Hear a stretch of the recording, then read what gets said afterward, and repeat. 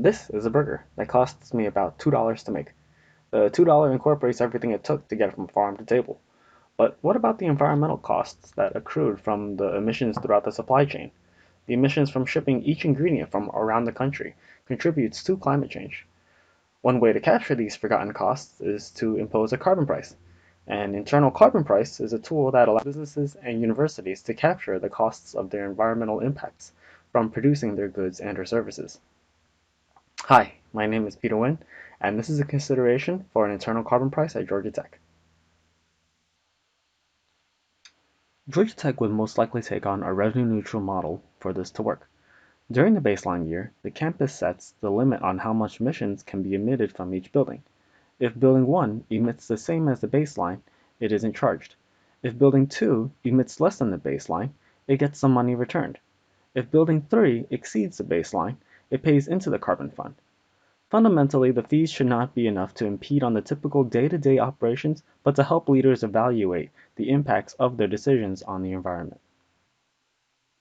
Looking at Georgia Tech's emissions from 2008 to 2018, the decline didn't really start until about 2011, when our utility company began phasing out fossil fuels for natural gas. It is also where most of our emissions are dropping down, meaning campus emissions and personnel emissions remain about the same. Although the trend looks good, we cannot rely on our utility companies to reduce our accountable emissions forever. When compared to universities with similar campuses, Georgia Tech aligns pretty well. There are a number of universities that are showing decline in their CO2 emissions per student despite a growing campus population. However, some of the greatest successes are due to their own efforts. In 2012, Carnegie Mellon switched to buy all of their electricity away from a utility company that burned fossil fuel to one that uses wind power.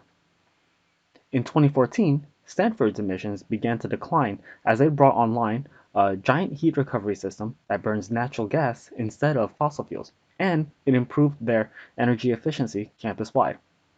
In general, all of their emissions per student appears to curve down to the range of 4 to 6 tons of CO2 per student. But is that enough? Despite having installed over 4,000 solar panels on campus, it only provides Georgia Tech with less than 1% of the electricity needed.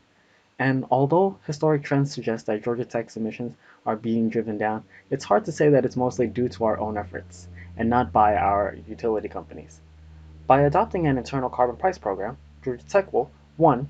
Have a greenhouse gas reporting tool to demonstrate our progress, 2. A quantifiable way to economically drive down emissions, and 3. The discussion towards minimizing environmental impacts can be open across all of Georgia Tech's leaders, regardless of expertise.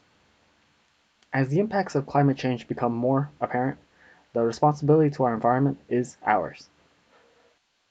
Thank you for your attention.